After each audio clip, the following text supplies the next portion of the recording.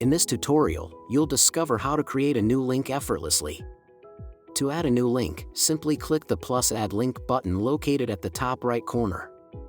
Then, input the name of the link in the primary URL, which is the target URL.